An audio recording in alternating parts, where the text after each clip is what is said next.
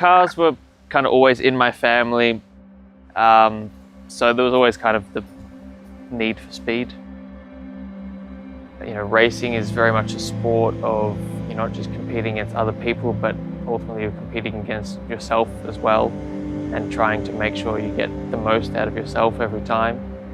But definitely, you know, wanting to improve, that's a big part of the enjoyment for me, is trying to be better than I was, and ultimately trying to be better than everyone else.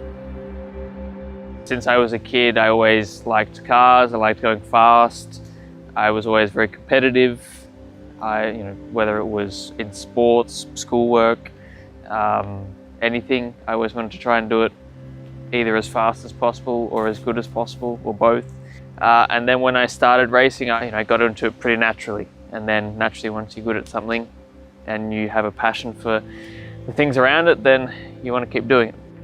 I grew up in Melbourne, Australia, for the first 14 years of my life, and then I moved to the UK.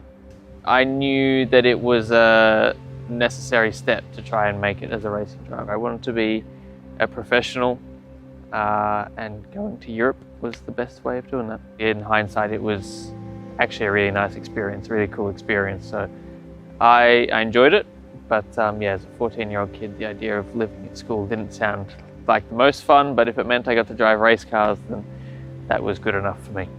School were very accommodating for that, as long as I didn't cause any trouble and still got pretty good grades, which I mostly did. So yeah, they were very good at letting me go and try and chase my dreams, which was very cool. So RC racing was in Australia and the start of my racing career, if you want to say that. So yeah, I was 6 years old when I started racing those, and it started out just me driving it around the backyard, school oval, anywhere really, and then I started racing it. I was racing against adults, or the next oldest person was probably a teenager. So to be 8 or 9 and racing against those people felt a little bit intimidating at times. I mean, at that point I didn't really care. I was just driving RC cars because I really loved it, but also kind of conscious that I was doing something that not many people do. I did win eventually, yes. I won a national title in not the top division, but the second, which was a really cool memory and cool moment. I mean, still one of my first memories of success. So that was a really cool moment. Yeah, the first time I went karting properly was a lot of fun. I spun on my outlap, so it certainly wasn't quite a natural at the start, but I found my feet pretty quickly after that, and some of the stuff I learned from RC racing transferred. Probably a lot of it didn't, but I just really loved it, loved going fast. And then, once I started getting close to the pace, then, my competitive instincts really kicked in, and I, wanted to know how to go faster. I wanted to do more laps to try and get closer. I wanted to race people and learn how to race. So, that was a really cool journey as well. My first time in a single-seater was also very fun, very different to anything I'd driven until that point. A lot faster on the straights, but on a much bigger circuit, just a very different way of driving. And once I drove that for the first time, I knew that that's what I wanted to do next after karting.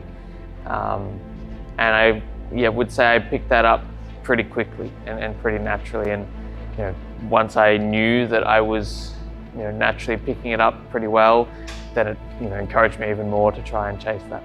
My first time in an F1 car was the end of 2020. So I'd won the F3 championship, and I got a test day kind of as a reward for that at the time, and that was just awesome. Very intimidating. I still never forget the moment where my engineer for the day said, okay, we'll just quickly get your weight and then you can jump in and we'll go out in 5 minutes.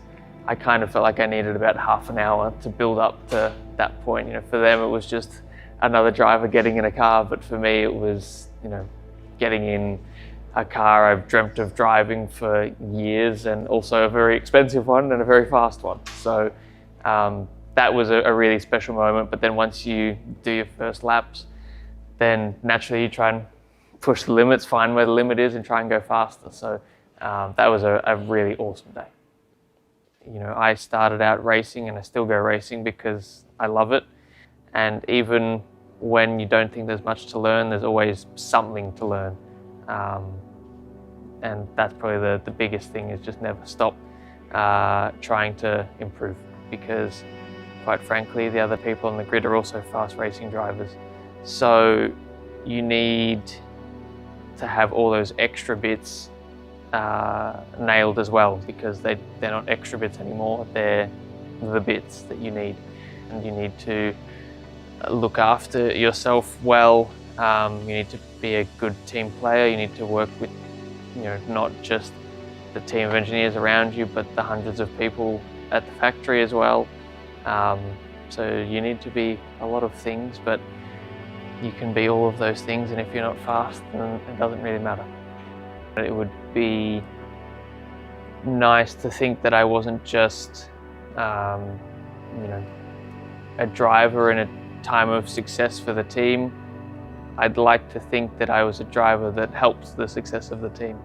You know, even if I don't become a world champion, or you know, none of that happens, then I think just being known as someone who went out racing as hard as they could, did everything they could to try and be the best, but also in the right way, that's an important thing for me as well. So yeah, I think just being a true racer, a hard racer, but someone that was, you know, very committed to the team and tried to make McLaren a better team.